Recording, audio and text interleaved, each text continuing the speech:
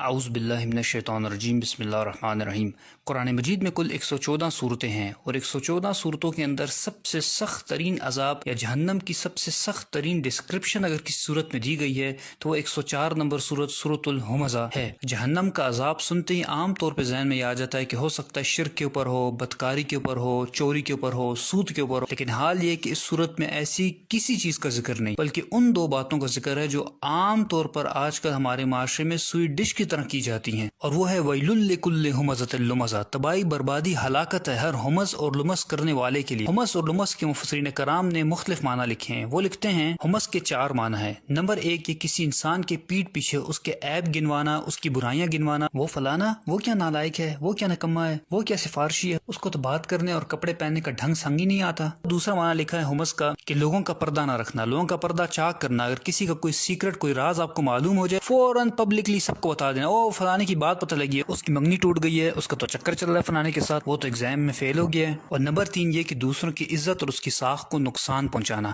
اگر کسی محفل میں کسی کی تعریف ہو رہی ہو تو فوراً سے اس شخص کی کوئی ایسی برائی بیان کر دینا جس سے اس کا امپریشن اس محفل کے اندر خراب ہو جائے۔ یعنی اگر لوگوں کے دلوں میں اس انسان کے لیے محبت ہو، عزت ہو، تو صرف حسد کی بنیاد پر کہ لوگ میری تعریف کیوں نہیں کرے، میرے بچوں کی تعریف کیوں نہیں کرے، اس انسان کی مخالفت شروع کر دینا اور جھوٹی سچی لگا کر لوگوں کے دل اس سے برے کر دینا۔ علامہ آلوسی رحمۃ اللہ لکھتے ہیں کہ جس وقت یہ 3 کام ہوں گے تو اس کا رزلٹ وہ چوتھا کام نکلے گا، اور وہ چوتھا کام کیا ہے؟ الکسر، یعنی توڑنا۔ ان تینوں کاموں کا نتیجہ یہ نکلے گا کہ پھر بعض اوقات رشتہ داری ٹوٹ جائے گی۔ جب آپ ایک انسان کی ہر وقت عیب بیان کریں گے، اس کی کسی برائی پہ پردہ نہیں رکھیں گے، لوگوں کے سامنے ہر وقت اس کا امپریشن خراب کریں گے، تو اس کا خود بخود رزلٹ یہ نکلے گا کہ وہ انسان آپ سے اٹھنا بیٹھنا چھوڑ دے گا اور اس کا سارا گناہ آپ کے اوپر آئے گا۔ چنانچہ رسول اللہ صلی اللہ علیہ وسلم نے ایسے لوگوں کے بارے میں ارشاد فرمایا، مسلم احمد کے اندر حدیث شریف ہے، شرار و عباد اللہ کی مخلوق میں سب سے بدترین انسان کون ہے؟ المشاؤون بالنمیمہ، جو لوگوں کی پیٹ پیچھے ان کی برائیاں بیان کرتے ہیں، ان کی چغلیاں کرتے ہیں، والمفرقون بین الاحبہ، اور آپس میں محبت کرنے والوں کے درمیان نفرتیں پیدا کرتے ہیں، ان کے دلوں کو برے کرتے ہیں ایک دوسرے سے برائیاں کر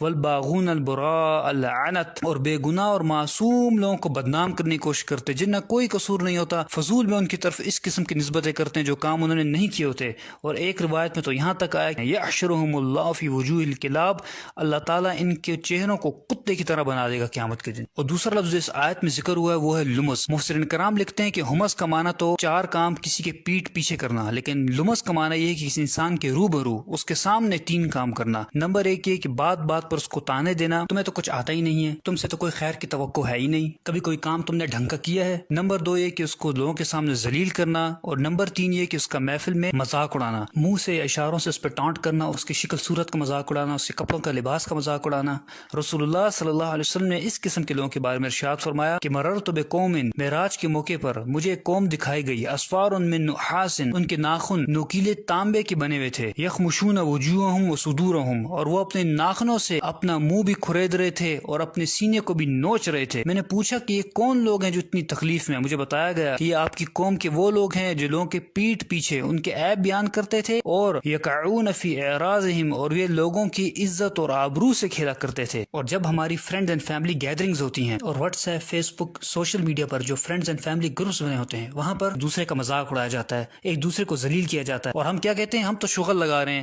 ہم تو کٹ لگا رہے ہیں، لیکن ہمیں اس بات کا بالکل احساس نہیں ہوتا کہ ہم کس طریقے سے ایک انسان کا دل دکھا رہے ہیں، اس کی دل آزاری کر رہے ہیں، اس کا مذاق اڑا رہے ہیں، اس کو ذلیل کر رہے ہیں محفل میں، اور جانتے ہیں کہ اگر آپ ایسا کر رہے ہیں تو آپ کا انجام کیا ہوگا۔ ایسے لوگوں کے بارے میں رسول اللہ صلی اللہ علیہ وسلم نے ارشاد فرمایا کہ ان لوگوں کو جہنم کی ایک وادی میں ڈالا جائے گا جس وادی کا نام ویل ہے، ویل واد فی جہنم، یہ جہنم کی ایک وادی ہے، تعوذ منہ جہنم، اور یہ اتنی خطرناک اور گرم ترین وادی ہے کہ خود جہنم اس سے پناہ مانگتی ہے، کل یوم 70 مرہ، 70 دفعہ جہنم خود پناہ مانگتی ہے اس وادی سے کہ یا اللہ مجھے اس سے پناہ میں رکھ۔ ایسے لوگوں کو اس وادی میں اللہ تعالیٰ ڈالے گا۔ اور امام راضی رحمۃ اللہ لکھتے ہیں کہ یہاں جو ذکر ہوا ہے ویل کا، یہ ویل بیسکلی کیا ہے؟ یہ بدوائیہ کلمات ہیں، اور یہ کس کی طرف سے ہیں؟ جب آپ کسی انسان کی عزت ساخت کو نقصان پہنچاتے ہیں، اس کا مذاق اڑاتے ہیں، تو جو اس کی دل آزاری ہوتی ہے اور وہ جو دل سے بدوا نکلتی ہے، یہاں اس کا ذکر ہے۔ دوسرا معنی وہ لکھتے ہیں کہ یہاں ویل سے مراد ہے کہ اللہ تعالیٰ آپ کو بدوا دے رہے ہیں، آپ یہ کام کر رہے ہیں، ویل لکل ہمزۃ لمزہ، آپ سوچ لیں کہ اللہ تعالیٰ فرما رہا ہے کہ تو تباہ برباد ہو جا، تو اس قسم کے کام کرتا ہے، تو ایسے انسان کو کیا دنیا میں ملنے والا ہے اور کیا آخرت میں ملنے والا ہے۔ اور اب یہاں اس نفسیات کو بھی سمجھ لیجئے کہ یہ کام کر کرتے کون لوگ ہیں؟ تو اس آیت میں آگے اللہ تعالیٰ نے فرما دیا الذی جمع مالا وعددہ یحسب ان مالہ اخلدہ، وہ لوگ جو مال جمع کر کر کے رکھتے ہیں اور سمجھتے ہیں کہ ان کا مال باقی رہے گا۔ یعنی کیا معنی ہوا؟ معنی یہ ہوا کہ وہ لوگ جو آپ کے فرینڈز فیملی سرکل کے اندر آپ کے مقابلے میں اسٹیٹس میں زیادہ ہیں، تعلیم میں زیادہ ہیں، مال و دولت میں زیادہ ہیں، ان کا بیک گراؤنڈ زیادہ مضبوط ہے، تو پھر ایسے لوگ خود بخود اپنے آپ کو سپیریئر سمجھتے ہیں۔ جب یہ سپیریئر سمجھتے ہیں تو پھر یہ آپ کو حقیر سمجھتے ہیں اور آپ کو ذلیل کرتے ہیں، آپ کا مذاق اڑاتے ہیں۔ اور معذرت کے ساتھ ان لوگوں سے زیادہ قصور ان لوگوں کا ہے جو لوگ ان کے اندر گھسے بیٹھے رہتے ہیں ہر وقت، جو ان کو ہر چیز میں اپنا بڑا بناتے ہیں۔ جب یہ لوگ ان کو بڑا بناتے ہیں تو ان کو موقع ملتا ہے کہ اس قسم کے کام کرتے ہیں۔ اور امام رازی رحمۃ اللہ علیہ ان پالشی اور چاپلوس قسم کے لوگوں کے بارے میں لکھتے ہیں کہ جس وقت ان امیر لوگوں سے یہ اٹھ کر جاتے ہیں تو یہ امیر لوگ ان کے پیچھے بھی ہنستے ہیں، اور یہی ان کی سزا کے لیے کافی ہے۔ اور یاد رکھیں کہ یہ دنیا میں سزا ہے، لیکن آخرت میں ان کو بھی اتنی ہی سزا ملے گی جتنا کہ مذاق اڑانے والے امیر لوگوں کو سزا ملے گی۔ اور آخر میں اللہ تعالیٰ سے دعا ہے کہ اللہ تعالیٰ ہمیں زبان کے شر سے بچائے، اور اب تک جو بھی زیادتی ہم سے ہوئی اللہ تعالیٰ اس میں معاف فرمائے اور ہمیں سچی توبہ کرنے کی توفیق عطا فرمائے۔ سب سے دو درخواستیں ہیں، ایک 2 نفل پڑھیں اور اللہ تعالیٰ سے معافی مانگیں، دوسرا ان حدیث کو زیادہ سے زیادہ آگے پہنچائیں تاکہ آپ کا بھی صدقہ جاریہ بنے، ہمارا بھی۔ جزاک اللہ خیر۔